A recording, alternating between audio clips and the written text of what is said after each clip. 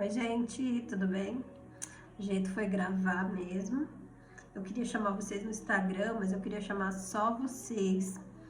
E aí não tem como, vocês têm que ser seguidores, e aí tem que se chamar uma a uma, tá bom?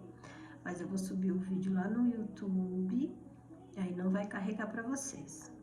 O importante é vocês não deixarem de receber o último dia, porque nós ficamos aqui 52 dias. Num propósito de reconstrução, sobre o livro de Neemias. E hoje, 52 dias, que fechou ontem, né? E nós falamos sobre quando Neemias recebeu a notícia de que estava tudo destruído, como ele sofreu, né? Como a notícia de destruição gera dor, gera sofrimento, né? Então, nós aprendemos que quando nós recebemos uma notícia de dor, apesar do sofrimento, da sensação de incapacidade, né? Como reconstruir isso, como refazer esse caminho. A primeira coisa, nós vamos sentir dor, frustração, sensação de incompetência. Mas Neemias, ele fez algo que é muito importante na hora da dor, que é chorar. É colocar para fora os teus sentimentos, é expor os teus sentimentos. Então ele chorou. Neemias chora lá no capítulo 1, no versículo 4, quando ele recebe a notícia em que os muros estavam destruídos e o povo estava disperso. Mas é tão interessante porque quando ele recebe a notícia, o povo já estava voltando. Esdras e Zorobabel já estava trazendo. Foram duas remessas, né? Duas vezes. Primeiro Zorobabel e depois Esdras. E eles trouxeram, já estavam trazendo de volta o povo da Babilônia. Então, e Neemias estava recebendo a notícia. É tão lindo porque quando Deus trabalha nos corações, as pessoas não precisam estar juntas. Deus sabe como trabalhar nos corações. Eles estavam cada um geograficamente muito longe do outro. Então, ele sentiu aquela dor pelo povo. Deus já estava cuidando daquele povo.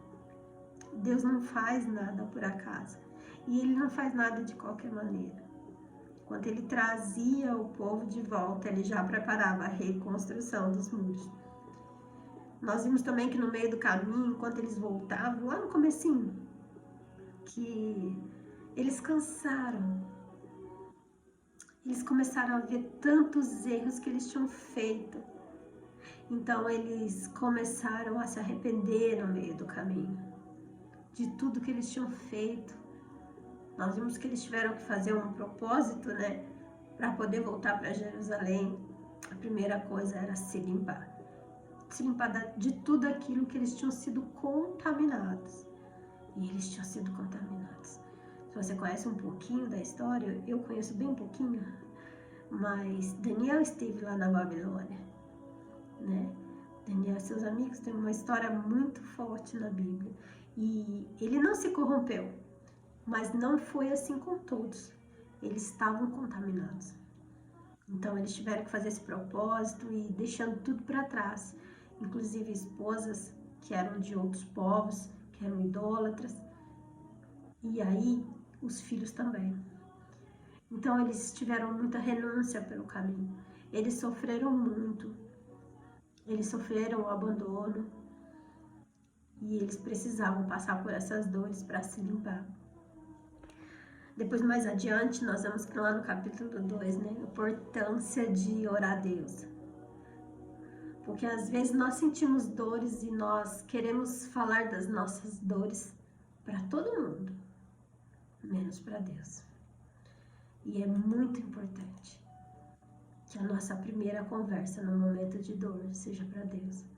É Ele que faz a justiça, é Ele que vai fazer com que as pessoas entendam o propósito daquilo que você está passando, porque Neemias ia passar um grande processo ali. Nem todo mundo ia entender e nem todo mundo ia apoiá-lo. Mas ele precisava de um único apoio, de Deus. Então ele foi aos pés do Senhor, orar a Deus para alinhar as coisas. Deus foi dando estratégias a ele. Ele não saiu dessa primeira oração muito bem, muito alegre, mas ele entregou para Deus. Quando ele estava com o rei percebeu seu semblante triste. Ele estava triste por causa do povo dele. E o rei mesmo perguntou para ele por que ele estava triste. Para o rei fazer essa pergunta para um copeiro, Deus mexeu no coração desse rei. Deus mexe no coração das pessoas, de cada um, daqueles que a gente precisa, daqueles que a gente não consegue tocar, daqueles que a gente não consegue alcançar, nem fisicamente, quanto mais o coração. Mas Deus, Ele alcança, Ele toca o coração de quem Ele quiser. Depois, Neemias teve que enfrentar os seus inimigos, os zombadores, porque ele foi até lá, ele sondou como estava, ele usou as estratégias que Deus deu para ele. E aí os inimigos já começaram a sondar. Quem que é esse que vai vir aqui? Será que ele vai reconstruir? Ele tá achando que ele vai conseguir de novo? Ele tá achando que vai tampar todas essas brechas? Assim os inimigos falaram. Zombadores. Você sabe um pouquinho porque você ficou 52 dias estudando esse livro. Sabe quando os zombadores vieram, eles não atacaram Neemias no físico, como guerra, com armas, mas eles atacaram Neemias no psicológico, atacando a mente dele, uma pressão psicológica. Sabe quando o inimigo diz assim, você não vai conseguir, você tá achando que você consegue. E é tão interessante que eles não foram até Neemias, eles mandam dizer, eles falam para os outros que estão perto, mas eles não vêm até Neemias, porque na maioria das vezes as pessoas que debocham dos seus sonhos, dos seus projetos, elas não falam na sua frente, elas falam nas suas costas, elas falam para os outros. Sabe, os corajosos, hoje em dia a gente fala os corajosos da internet, os corajosos do WhatsApp, mas não tem coragem de encarar, porque quem não é de verdade, quem não é real, não olha nos olhos. E aqui era isso que acontecia, eles zombavam, era como se aquele som tinha que chegar no ouvido de Neemias, e chegou. Só que Neemias sabia o que fazer com aquilo, e ele foi orar. Ele foi orar ao Senhor e dizer para o Senhor, Senhor, olha para eles, olha o que eles estão falando, eles estão nos desprezando, ó, 4:4. Ouve, ó Senhor, Deus, que somos tão desprezados, e caia o seu opróbrio sobre a sua cabeça, e faze com que seja um despojo numa terra de cativeiro, e não cubras a sua iniquidade, não se risque diante de ti o seu pecado, pois que te irritaram defronte dos edificadores. Sabe a convicção de Neemias aqui? De que esse projeto, esse sonho não era dele, era de Deus. Olha o que ele fala, pois que te irritaram. Ele sabia que quando eles afrontavam ele, não estava afrontando ele, estava afrontando o Senhor.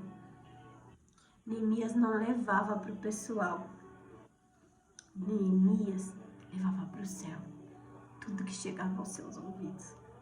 convicção de quem ele era, convicção do que ele estava fazendo ali naquele lugar. Isso é muito importante. Convicção está dentro de nós e ninguém pode tocar. Você às vezes tem que manter o silêncio para ter convicção. Você às vezes tem que abrir a sua boca para manter convicção. O próprio Jesus defendia o seu ministério quantas vezes? Quantas vezes ele teve que dizer: eu sou o Deus vivo. Eu sou o Deus encarnado. Eu sou o próprio Deus. Quantas vezes Jesus disse isso? Então não caia em falácias de que você sempre tem que se calar. Não, muitas vezes você tem que abrir a sua boca e dizer o seu ponto de vista, sim. Sabe por quê? Pessoas sinceras, entende? Pessoas sinceras. Pessoas convictas conseguem entender a convicção do coração do outro. Mas pessoas falsas não. Pessoas que estão próximos apenas para usufruir do que você tem e não de ser com você apenas quem você é, apenas estar ali do teu lado. Então nós precisamos ter essa convicção e saber o momento de se calar e de falar. Aqui nós também podemos lembrar que Deus dava estratégia para Neemias, né? Como ele ia fechar essas brechas, sabe? Como que eles precisavam entender quais eram as brechas. Então, lá no capítulo 4, né? No verso 9 ao 18, você lê lá depois, que nós já lemos bastante esse livro aqui. Então, fala da edificação dos muros, que eles edificaram até a metade, né? E o coração do povo, porque o coração do povo se inclinou a trabalhar depois da oração de Neemias. E sucedeu que Sanbalate e Tobias e os arábios e os amonitas e os adotitas, que tanto ia crescendo a reparação dos muros de Jerusalém, que já as rótulas se começavam a tapar. Então eles iraram-se sobremaneira. Quando seus inimigos começarem a ver que a sua convicção está gerando resultado, eles vão ficar incomodados, eles vão atacar muito mais. E ligaram-se entre si. Olha só, os inimigos ligaram-se entre si. Eles buscaram força um no outro para atacar Neemias, para virem guerrear contra Jerusalém. Contra Jerusalém. E para os desviarem do seu intento. Você está vendo que a guerra é espiritual e a guerra é contra os planos de Deus. É contra aqueles que realmente estão servindo a Deus verdadeiramente. Estão fazendo algo que Deus mandou, não que os homens mandaram. Fazer algo que Deus manda gera sofrimento do início, né? Gera choro. Depois arrependimento, porque eles começaram a entender que para fechar todas essas brechas aqui, ó, porque os inimigos atacavam e eles diziam o quê? Eles usavam de tudo aquilo de erro que eles tinham sido contaminados. Eles usavam todo o passado da pessoa. Você tá entendendo? É assim que ele atacava. É assim que ele atacava. Aquele que quer reconstruir planos, sonhos e projetos de Deus. Então eles entenderam que para fechar as brechas precisaria ter o quê? Arrependimento. Arrependimento do passado. Arrependimento genuíno, arrependimento de verdade. Arrependimento gerador. Não é bonito assim. Não é simples assim. Arrependimento gerador. Gera lágrimas. Gera renúncias. Não é da noite para o dia. Não é de uma hora para outra. Então eles começaram a entender isso, que para fechar a brecha, eles precisavam desse arrependimento, reconhecimento dos seus erros, sabe? Eles pediram perdão para Deus, reconhecendo seus erros, reconhecendo que como eles tinham se afastado dos ensinamentos dos pais deles. Ai, Deus, isso é tão forte. Eles confessaram que eles entenderam isso, como nós nos afastamos. E arrependimento, pedido de perdão, gera mudança de atitude. Não é com palavra. Não é apenas dizer eu me arrependo, não é apenas dizer eu te peço perdão. É com atitude. Palavras, elas são soltas de qualquer forma. Uma cliente minha hoje perguntou: nossa, mas como que o narcisista consegue dizer eu te amo? É o que mais eles falam. Eu te amo.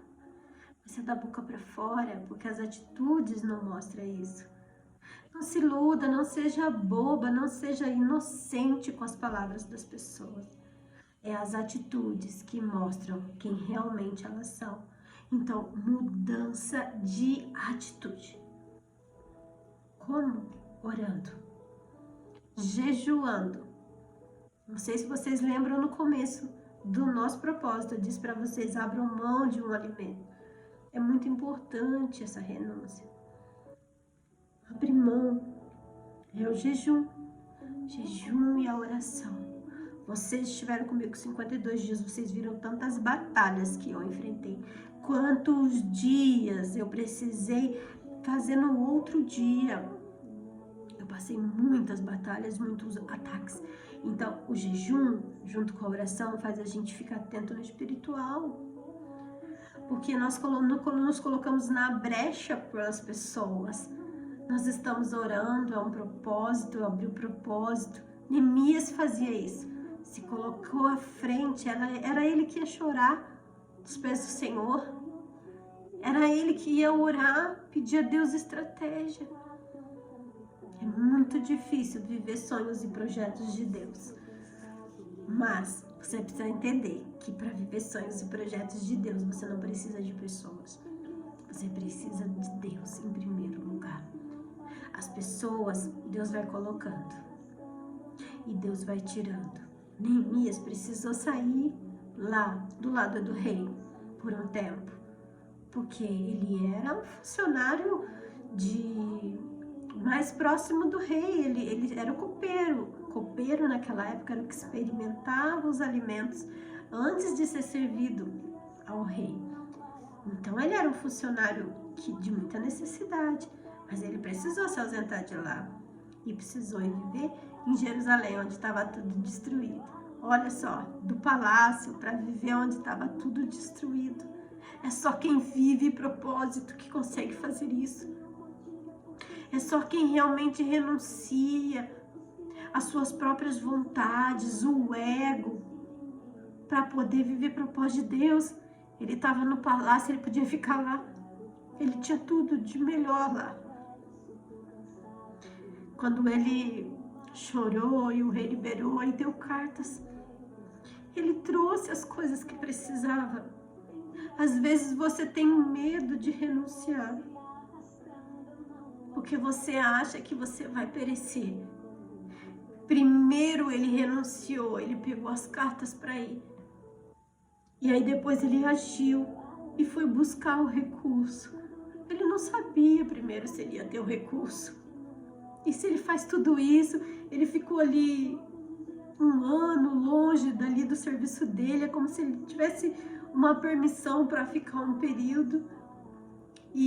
Porque a reconstrução foi em 52 dias, mas depois vocês sabem, a reconstrução foi feita ali no capítulo 4, né? Fala ali já nos 52 dias, quando foi reconstruído. Mas depois teve a reconstrução da cidade. Nós lembramos que depois teve a escolha das pessoas, quem que ia, as funções. É uma cidade que estava sendo reconstruída. Entende? Para você entender bem, imagine uma cidade que não tem nada. Não tem comércio, não tem hospital, não tem escolas. Era essa reconstrução toda. Então ele podia só chorar, orar a Deus e dizer: Senhor, envia alguém. Mas ele sabia que era para ele. Então ele não ficou só no choro e na oração. Ele foi até lá. Ele renunciou. Ele abriu mão da onde ele estava para ir lá reconstruir, para ir lá pagar o preço por aquele povo. Oh, Jesus, me ajuda. É muito forte isso. Até que ponto você está disposta a renunciar? Até que ponto você esteve disposta a renunciar para estar aqui? Você não conseguiu renunciar um alimento esses 52 dias? Você não conseguiu renunciar 30, 40 minutos do seu dia para ouvir os áudios ou para ler o texto? Você não conseguiu renunciar. É preciso renunciar para viver os sonhos de Deus.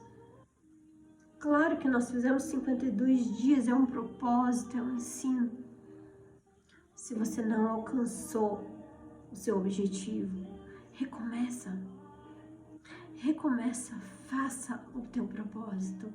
Agora com esse entendimento de que precisa renunciar, precisa pagar um preço, precisa entender que para viver o que Deus quer, precisa deixar muita coisa no passado. Lá no capítulo 6, a restauração certamente começou em você e depois na sua família. Olha que diz, né? 6:15. Acabou-se, pois, o muro aos 25 de Elul, em 52 dias. Aqui está a finalização. 6:15. Não repare porque a minha memória está uma benção. 6:15. Aqui eles terminaram a reconstrução do muro. Só do muro. Depois nós continuamos aqui no capítulo 6, que tem 12 capítulos, 13. Então nós continuamos entendendo como foi toda essa reconstrução da cidade. Mas os muros terminaram em 52 dias, você tá entendendo? Você terminou esse propósito. Mas agora você vai começar a reconstruir a cidade. O muro está fechado, as brechas estão fechadas. Você já sabe como caminhar, você já sabe como orar, você sabe como renunciar. E agora começa toda essa reconstrução. Primeiro em você, talvez o seu interior é um muro. Seu interior precisou ter fechado as brechas. O seu interior precisou ter erguido muros de limites na sua vida. Quanto tempo você não diz um não para alguém? Como é saudável dizer não? Você tá aquela mulher que sempre diz sim para todo mundo, larga tudo que você tá fazendo e corre lá para ajudar. Não é questão de não reconhecimento, ingratidão, que as pessoas não merecem ou não agradecem. Não, não é isso. É uma questão que você precisa se priorizar. Um muro precisa ter limites. Não é uma barreira de você com as pessoas, é um limite, entende? Então é necessário ter esse limite. A cura das suas feridas emocionais é um muro interior que você precisa fechar. E isso vai servir de força para daí a restauração começar. Você tá entendendo? A restauração do que tá fora. A restauração do que está em volta de você. O muro está dentro. Reconstrua esse muro. Feche essas brechas. Seja uma mulher de fé, coragem e força. Você vai entender que isso é que vai te dar força para continuar. Ao término terá festa. Você viu ali que ele disse? Acabou-se, pois, os muros ao 25 de Elul, em 52 dias. E sucedeu que, ouvindo-o todos os nossos inimigos, temeram todos os gentios que havia em roda de nós e acabaram-se muito aos seus próprios olhos. Não precisou fazer nada, porque reconheceram que o nosso Deus fizera a nossa obra. Esse Deus é lindo, né? Neemias não fez nada contra os inimigos, aqueles que atacaram ele. Foram eles mesmos que viram que Deus era na vida de Neemias. Porque Deus é que zela do propósito dele na sua vida. Você não precisa se defender, você não precisa ir lá brigar, discutir. Ele não fez nada, ele só orava. Então nós entendemos que depois da reconstrução tem festa. Tem uma festa que vai ser ouvida de longe. Barulho desse povo, você imagina? O barulho desse povo. O barulho da alegria. O barulho deles estarem juntos. O barulho deu festa. E hoje, 52 dias. E nós estamos na 8ª semana, permanecendo cercados. E eu estou partindo para o fim, que está lá em Filipenses, no capítulo 3, no versículo 23, que diz assim: Irmãos, quanto a mim, não julgo que haja alcançado, mas uma coisa faço, e é que esquecendo-me das coisas que atrás ficaram, e avançando para os que estão diante de mim, prossigo para o alvo, pelo prêmio da soberana vocação de Deus em Cristo Jesus. Que humildade! Sabe o que ele está dizendo aqui? Eu sei que eu estou no caminho. Eu sei que eu tenho muito para caminhar e aprender. Mas eu não vou olhar o que ficou para trás. Eu vou olhar o que está na frente. Porque meu alvo é Cristo. É isso que ele diz aqui. Prossigo para o alvo, pelo prêmio da soberana vocação de Deus em Cristo Jesus. Aqui é tão lindo, né? E Paulo era sempre muito humilde. E ele escrevia essas cartas às igrejas, aos irmãos, com muita humildade. Hoje, quando eu li isso aqui, mexeu muito comigo. Porque eu consegui entender Paulo falando ali: irmãos, quanto a mim, eu não julgo que eu sou o melhor de todos. Eu não julgo que eu já alcancei a perfeição. Mas uma coisa eu digo, que eu sigo para o alvo, que é Cristo. Sabe o que eu entendo aqui? Que o nosso relacionamento com Deus é contínuo. Não tem fim. Não tem limite. Não tem limitação. A nossa capacidade de ouvir a Deus vai se desenvolvendo e aperfeiçoando com o tempo, com a prática. Nós vamos nos aperfeiçoando a como abrir o nosso coração para Deus. E nós tornamos-nos mais experientes, não do que o outro, mas do que nós mesmos éramos ali atrás. Antes desses 52 dias, por exemplo. Quem era você quando começou? Quem é você hoje? Você aprendeu um pouquinho? Se você aprendeu 1% por dia, eu já fico muito feliz, porque são 52% melhor.